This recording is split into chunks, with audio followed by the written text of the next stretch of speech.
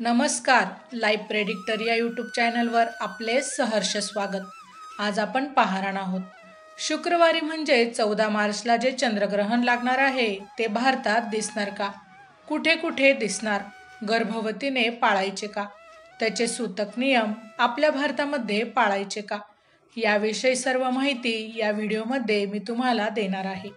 माहिती जाणून घेण्यापूर्वी जर तुम्ही चॅनलवर नवीन असाल तर चॅनलला सबस्क्राइब करून ऑल वर क्लिक करा, जेणेकरून पुढील येणाऱ्या व्हिडिओचे नोटिफिकेशन सर्वात आधी मिळेल। व्हिडिओला लाईक करा, कमेंट करून आपल्या प्रतिक्रिया नक्की कळवा। आता भारतामध्ये यावर्षी एकूण 4 ग्रहण लागणार आहेत, त्यापैकी फक्त एकच ग्रहण भारतामध्ये दिसणार आहे। तर या 4ही ग्रहणांची संपूर्ण माहिती असलेला एकच व्हिडिओ चॅनलवर आहे। कुठलं ग्रहण भारतात दिसणार आहे त्याविषयी देखील एक व्हिडिओ आहे। दोन्ही व्हिडिओ तुम्ही चॅनलवर जाऊन बघू शकतात। आता 14 मार्चला जे चंद्रग्रहण आहे हे भारतातलं खरं तर पहिलं ग्रहण आहे। आता चंद्रग्रहण म्हणजे काय? जेव्हा पृथ्वी ही सूर्य आणि चंद्राच्या मध्ये येते त्यावेळेला चंद्रग्रहण लागतं। आता हे 14 मार्चचं ग्रहण हे शुक्रवारी आलेलं आहे आणि फाल्गुन पौर्णिमा या दिवशी आहे। तसेच या दिवशी धुलिवंदन म्हणजेच होलिका दहन देखील आहे। याच दिवसाला करी दिन असे देखील म्हणतात।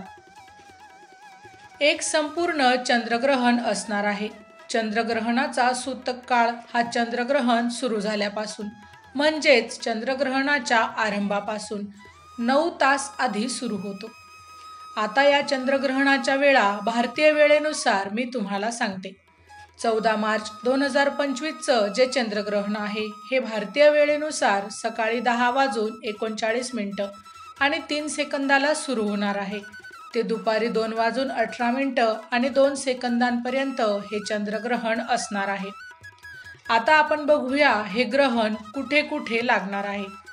हे पूर्ण चंद्रग्रहण मुख्यत्वे ऑस्ट्रेलियाचा अधिकांश भाग, युरोप, दक्षिणेचा अधिकांश भाग, उत्तरी व दक्षिणी अमेरिका, प्रशांत अटलांटिक, आर्क्टिक महासागर, पूर्वी आशिया व अंटार्क्टिका इत्यादी ठिकाणी हे चंद्रग्रहण दिसणार आहे। आता तुम्हाला मला इथे स्पष्टपणे सांगायचे आहे, 14 मार्चचे भारतातलं पहिले चंद्रग्रहण आहे। हे भारतामधून दिसणार नाही आणि जी ग्रहणं भारतातून दिसत नाही ती भारतामधून पाळायला देखील मान्यता नाही।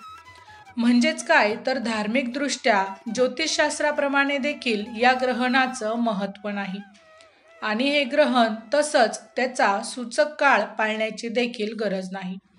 म्हणूनच गर्भवती किंवा इतर कोणीही घाबरून जाण्याची गरज नाही, कारण ग्रहण ही एक खगोलीय घटना आहे आणि ग्रहणामुळे तुमच्या बाळावर तुमच्यावर काही विपरीत परिणाम होईल असं बिलकुल नाही।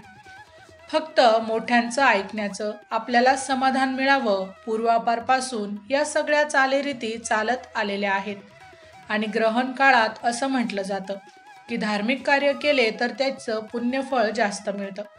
त्यामुळे ग्रहण काळात जर मंत्र, अनुष्ठान या गोष्टी करणं, हनुमान चालीसा वाचणं या सगळ्या गोष्टी करणं महत्त्वाच्या आहेत।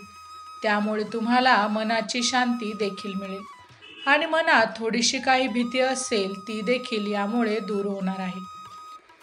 ज्योतिषशास्त्रानुसार जी ग्रहणं भारतात दिसतात तीच पाळायला मान्यता आहेत, परंतु तरीही तुम्ही गर्भवती असाल तर कुठलेही ग्रहण अतिशय कडक पाळणे गरजेचे नाही। म्हणजेच लघवीला न जाणं, न खाणं, न झोपणं या सगळ्या गोष्टी करण्याची आवश्यकता नाही। तसेच भारतातून जे ग्रहण यावर्षी दिसणार आहे त्याविषयी संपूर्ण माहिती चॅनलवर आहे, ते देखील बघा, म्हणजे तुम्हाला यावर्षी भारतातून कुठलं ग्रहण दिसणार हे कळेल। माहिती आवडली असेल तर अवश्य शेअर करा, व्हिडिओला लाईक करा, कमेंट करून आपल्या प्रतिक्रिया नक्की कळवा। अशा प्रकारची नवनवीन माहितीपूर्ण व्हिडिओसाठी आमच्या लाईव्ह प्रेडिक्टर या यूट्यूब चॅनलला अवश्य सबस्क्राईब करा। धन्यवाद।